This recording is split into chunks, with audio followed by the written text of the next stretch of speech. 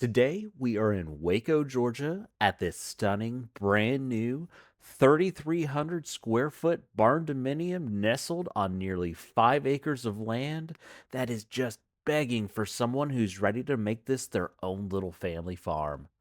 So, today, we're not just touring this home, we're talking about homesteading, what it means, and three things you need to look for when buying a home if you plan on doing it.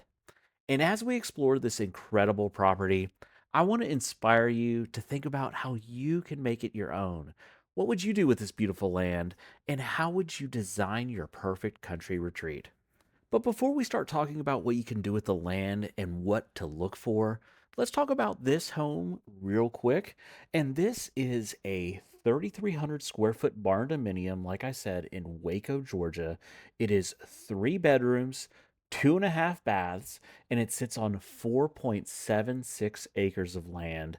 And it is listed for $549,000 currently, and as of February 13th, and it is listed by Vance Murphy of Heritage Oaks Realty. Waco, Georgia is about 30-40 minutes west of Atlanta. It's about 11 miles from the Georgia Alabama border on I-20 west. It's a real nice area. It's right in between this home here. It is a Waco address, but it's really right in between Bremen and Carrollton, both which have great school districts. We've talked about in previous videos how Carrollton has a great school district and Bremen has one of the top ones in the state. My wife went to Carrollton's schools. She went to the Carroll County school system, and she did a great job there. Like I said, this home it's on 4.76 acres, in a rural setting. There's woods all around that you saw from the outside, so that really gives people the idea of to do things like gardens and whatever else they can do. Detached garage, barn, chickens. But yeah, let me know what you think about the home. And now let's talk about what homesteading means, and then we'll dive into three things you need to look for when purchasing a home that you want to homestead on. So, first, homesteading is a lifestyle that emphasizes self sufficiency and sustainability. It's about living off the land, growing your own food, and being more independent from public utilities and services. Homesteading can include activities like gardening, raising animals, food preservation, and DIY projects, and it's a way of living that values simplicity, hard work, and a connection to nature. Now, when it comes to homesteading, it's a broad term where it can be something as simple as you have a garden that you grow your own vegetables, and maybe you're into canning too. Maybe you make a salsa or pickles or something.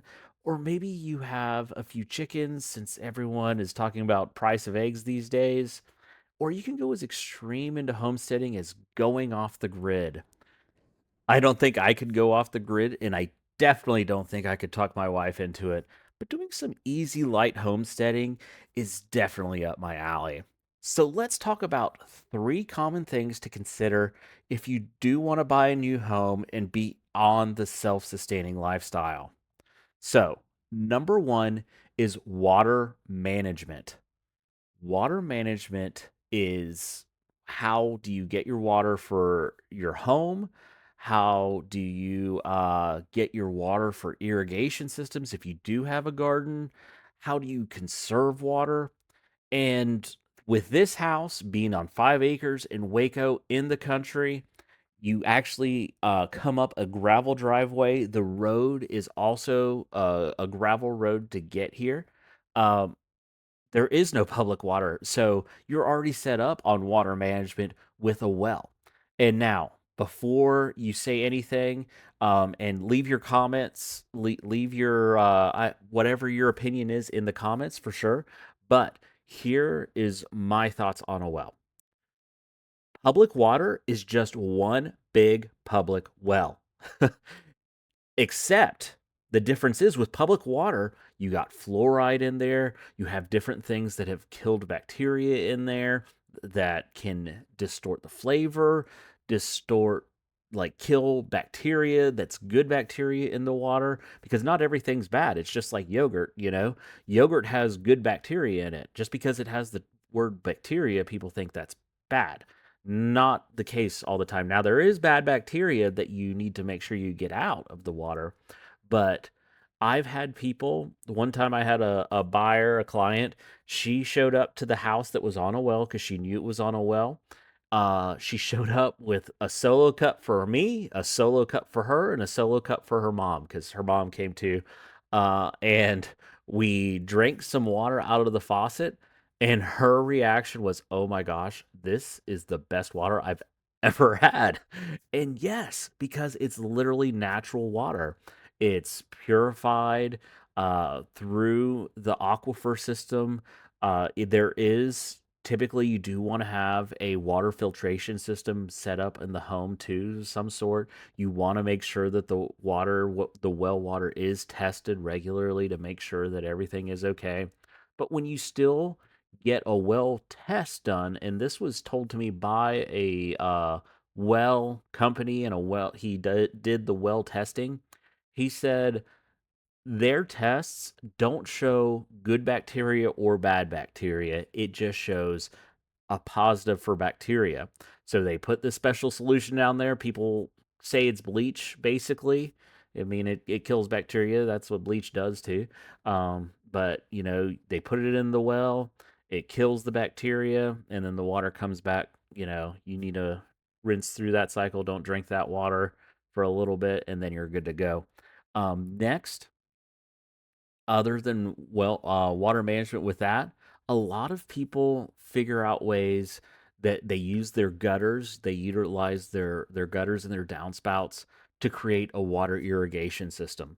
Also too, with you being on a well, it's not going to be that hard to create a water irrigation system. You just need to make sure that the well can supply that. Not all wells are built equally. Wells have come a long way since, your parents' well back in the 70s or 80s, where you had to be careful of the water usage. Now there a lot of, especially a good deep well can pump the water. You're good. You still need to make sure you're not washing dishes, washing clothes. Everyone in the house is taking a shower at the same time. Still be smart about it. But yeah. Next, you want to make sure you want to check the zoning and the land use regulations for that specific area. You don't want to plan on having chickens if you can't have chickens. You don't want to plan on hunting on the land if you're not allowed to hunt on the land. You don't want to. If it's, this isn't big enough for Georgia, but if it's over 10 acres, maybe it's on a conservation use tax break to where you can't develop the land for 10 years. So, you can have your house on there if it's already there when you go into the what's called, some people sometimes call it a cuva. And so as long as you can't develop the land, and if you do break that conservation use uh, agreement that you have to get the property tax break, then you pay back all the taxes that you have gotten a break on since it started. So if you've gone 10 years, because it's usually a 10-year thing, let's say you've gone 9 years, and then you do a modification to it, and you break that conservation use that you have, then you owe the 9 years of tax breaks that you've gotten. So be careful with that. You want to make sure you check zoning and land use regulations. Next, pretty easy, storage and infrastructure. And by infrastructure, I just mean, do you plan on having a barn, sheds, fencing, if you're going to have animals, if you're going to have a chicken coop, if you're going to clear out the trees here and you're going to have a pretty decent sized farm, or where you're going to have your tractor, where you're going to have your bush hog, all those kinds of things. So all of those things are things to think about, and probably, like I said, the top three things to think about if you do want a homestead. You want to make sure that you have a good water source Typically, in this case, you want to this case, it's a well, so you're kind of living off the grid with that public utility. If you want to go solar panels, you can, but well's a little bit more simpler. Um, but yeah, if you have any questions, let me know in the comments. Reach out to me. Thank you so much for joining me today on this tour of this stunning barn-dominium property. If you're interested in learning more about this home or any other properties in the area, I'd love to hear from you. You can reach me by calling me or texting me directly or by scanning the QR code on the screen. You can also check out the link in the description below. And as a special thank you for watching, I'd be happy to email you a copy of my ultimate buyers and sellers guides. These guides are packed with valuable information and tips to help you navigate the real estate process. So just reach out to me and let me know you'd like to receive your free guides. And I'm looking forward to hearing from you and helping you find your dream home. Until next week, guys, I will see you later. Have a good one.